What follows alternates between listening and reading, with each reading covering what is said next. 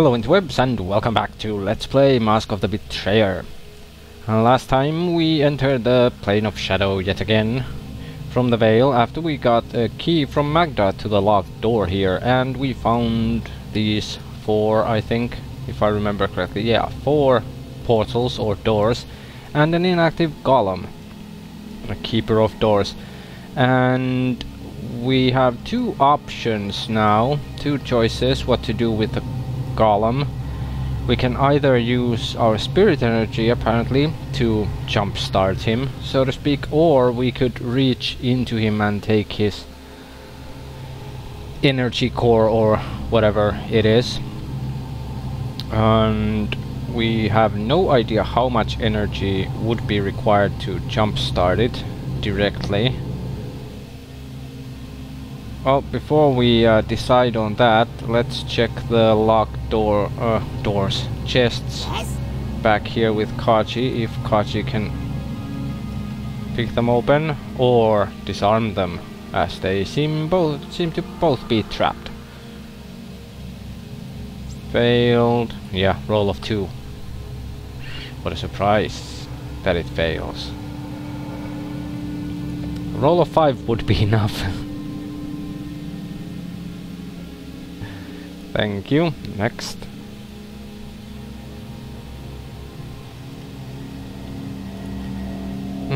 Same DC of 20. Let's see if it's possible for him to pick the locks. We can always buff his dexterity actually a bit. We will go back to see if we can also pick the lock in the Immortality Seeking Necromancer's house. If I remember correctly, it was only 2 points short of being able to open the chest.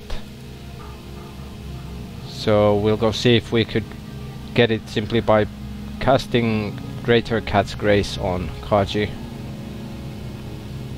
Unidentified quarterstaff and some gold, and an armor piece and some gold. Okay, let's pause. Let's see if Sophia can identify these. Where did the other one go?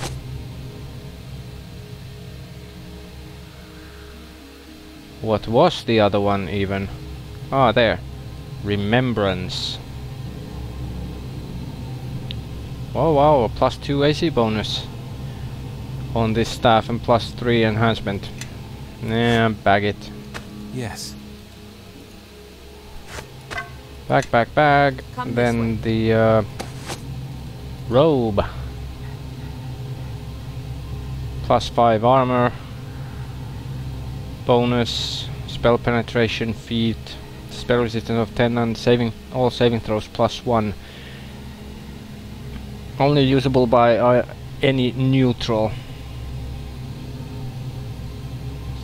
So I don't think we'll have much use for this. I think Gon was lacking a lot of those feats. He doesn't have spell penetration or anything. Nope. He does have a spell resistance racial.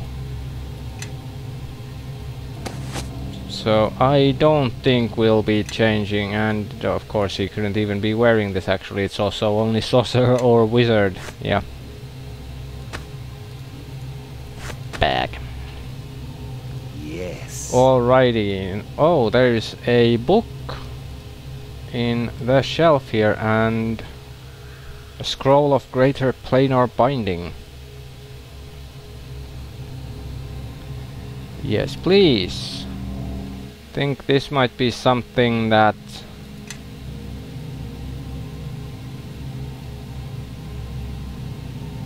well, why not actually? Let's leave it on Lord.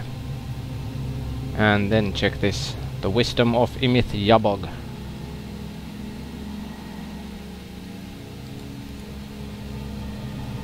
Okay, this is a pretty long book. Let's see if this has any bearing on our main quest or anything. Well, this part is interesting. It seems that people called the Uthraki referred to the dark hunger of the Spirit Eater as the gift, and they worshipped the one who possessed it. In other words, who had the Spirit Eater thingy inside them. But doesn't exactly answer any questions outside of that. Well, doesn't answer any questions as such. Okay, time to decide on what to do with the Keeper of Doors. Let's make a save, by the way, as I forgot to do it while starting. And because we took those items. Okay. Yeah, as Lord does have this curiosity towards how things work, inner mechanics of things, I think we will reach for the core and try to take it out, especially as we don't know if we charge it directly using spirit energy. Do we need to do it, for example, every time we want the golem to do something? So I think the choice at this point will be to grab the core. Drive your hand into the crumbling clay and see what lies inside. Making a fist, you plunge your hand into the dry, yielding clay of the golem's gut. You push your hand deeper to your wrist and then your elbow. At once, your fingers brush a small, round object. Grabbing hold of it, you withdraw your hand. The object is withered and black, like a tiny, desiccated heart. That's a spirit core you're holding, a wizard's tool for harnessing the motive forces of a spirit. With a lively spirit in it, that spirit core could bring life to the golem. Spirit core. New Spirit Eater feat acquired, Mold Spirit. Oh. Okay, I guess this was a good choice, actually. Maybe, depending what exactly can we do with that. You sense that you could use the power within you to join the golem's spirit core with a new spirit essence. If you then placed the spirit core back inside the golem, it might reanimate permanently. Okay. Let's see if the journal explains any more. If you join the blackened spirit core with a brilliant spirit essence, you may be able to restore it to life and permanently reanimate the golem. You will need to use your mold spirit ability. Okay, let's examine the core. This object looks like a withered lump of crumbling coal. As you handle it, black particles flake off, drift toward the ground and disappear. This core once contained considerable spirit energy, used to animate the golem you pulled it from. Molding the core with a brilliant spirit essence should regenerate it, blah blah blah. Okay. Let's see, feats, where is it? There.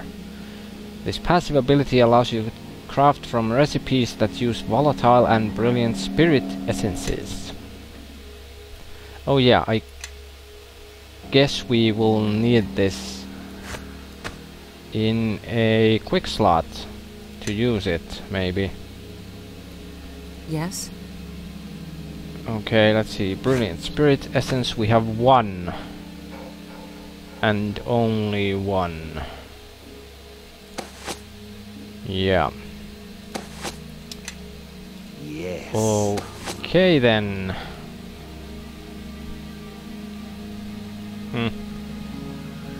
Would also. Oh wait, we need this. We need the satchel as well to do this. Yeah, and we can use these then to enchant stuff. Awesome. But at this point we don't have much else to do but to spend this one to recharge the core. I have such sights to show you.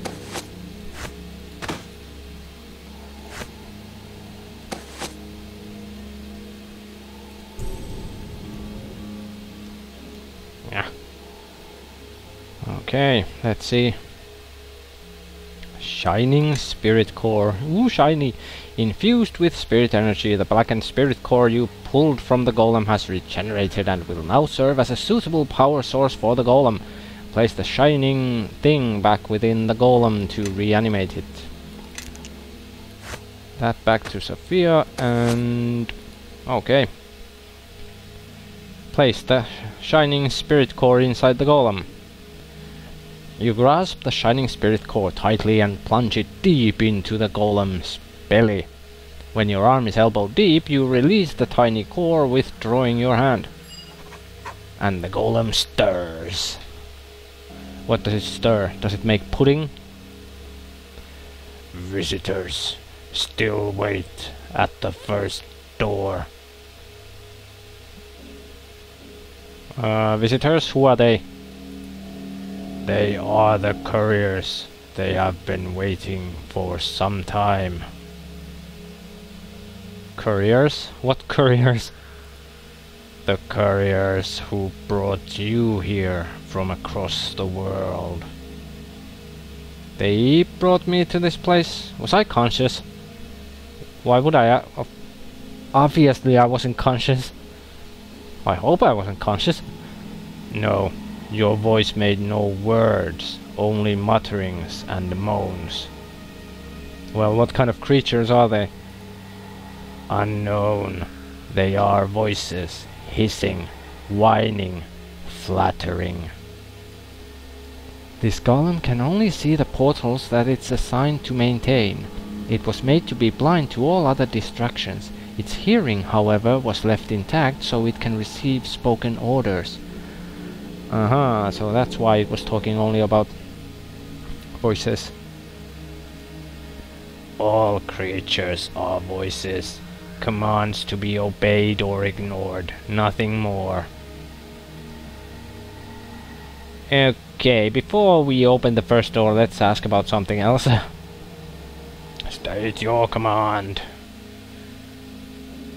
Who are you, golem, and what is your purpose that binds you? I am the keeper of doors. I maintain the seals and wards, and I open them upon command. Where do these doors lead? The first door, incoming visitors. The second door, containment. The third door, disposal. The fourth door, outgoing.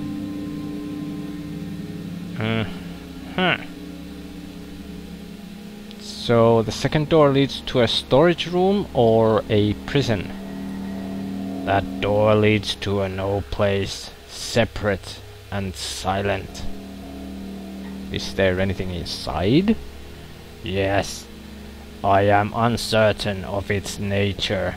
Clanking, squeaking, sounds of metal on metal, but voiceless. I would say a torture chamber based on that description. Well, what will happen if I open the third door? Incineration of all objects in the doorway. That door is a conduit to fire. Okay, I guess we won't be walking through the third door then. Judging from the energies it's emitting, that's a link to the elemental plane of fire. It's a rather impressive act of magical prowess to open and maintain such a link. It has been some time since the third door has opened. Stability of the conduit is uncertain. Okay, well, where does the fourth door lead? The fourth door is malleable. It leads to many places, but only to those places which it knows. Okay, so I'm guessing we have to find out a place where we need to go to use that fourth door, probably. Or maybe several places. Okay, something else was there. Okay, I guess there isn't much else. Open the first door and let the visitors in. The seals are withdrawn. The way is open. Which one was the first door? This one there are now people or creatures here. 3 demon-like creatures. Well, after all that blah blah blah, we'll save in case something bad happens to us. Which wouldn't be at first. Okay, Keth, Seneb and Wabi. Let's see. This creature looks like a grotesque winged humanoid with a horned head and a stony hide, says for Keth. I'm guessing it's probably the same for each and every one of them. I think Seneb is slightly bigger than Keth or Wabi. Seneb is the one who speaks, at least now. Psst, you! We're trapped, my brothers, snared, says Keth. Please, we did as we were told. We thought you were dead. You are the creatures that carried me here from the Vale of Merdelain? Forgive us, good master. We were poor slaves, shackled and bound to our white lady's will. We crept across the world, tracked the scent of your blade, watched you from the shadows, in your keep, through your war, and in the umbral dark of Merdelain. Our eyes were never far. Okay, it seems Eleni was not the only stalker we had. Pervert. Why didn't you announce yourselves? If you had business with me, why not say something? Our white lady told us to wait, to bide our time until... We are sorry, good master. When the rocks smashed your bones, we saved you from death. Had we not borne you away to Liena and her red twin, you would have ended like your comrades. Liena and her red twin? His minions, more like. They followed him blindly to their deaths, like chattel, like willing slaves. I do not pity them. Then my companions are dead? All of them? Yes, dead. By now they must be. No, only 2 were dead. Perhaps 3. The dwarf was alive, don't you remember, my brothers? He chased us and cursed us, but we were 3 and he was 1. Yeah, that sounds like Helgar. Awesome, at least he survived. Yes, I distracted the dwarf, and he gave chase. While your body was unguarded, my brother swooped down and bore you away. Did you see any of my other companions? Yes, the fearsome one. He followed us into the Shadow Realm and tried to pursue. Fearsome one. And was caught by the Red Lady. Don't forget her strength, my brothers. If our pursuer is not dead, then his face has surely changed.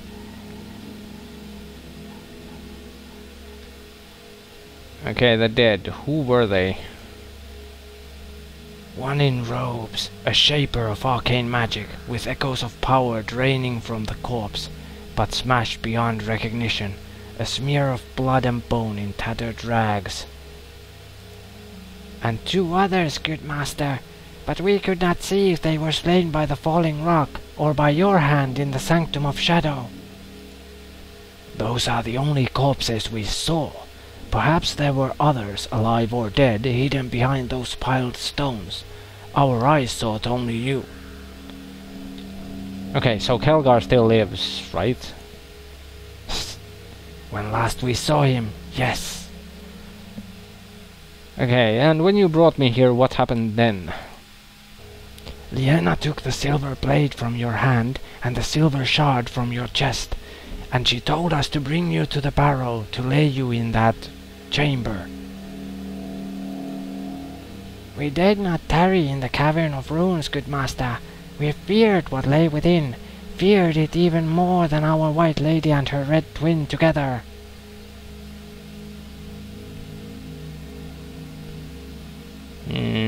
Is there anything that you don't fear, I wonder? Do not mock us. We feared more just than the dark, more than the scent of mold on the air. Something slept in that place. We know not what it was. It reached out for us, but it did not want us. It wanted you. So this thing was in the barrow then, waiting for a next host. Maybe. The two ladies must have known that we would be untouched. They chose their careers well. Our nature was well known to them, wasn't it, brothers? Your nature? You look like gargoyles to me. We were not always such, good master. Mister, we went to the Red Lady in good faith, mister, long ago. In those days, we wore red robes too. Well, this was unexpected. Faces we had, and freedom too. Those she took to save our lives, to keep us from the horrors sent to hunt us down. A bargain struck, life and new faces for servitude. Well, that was an unfortunate bargain. Why were you being hunted?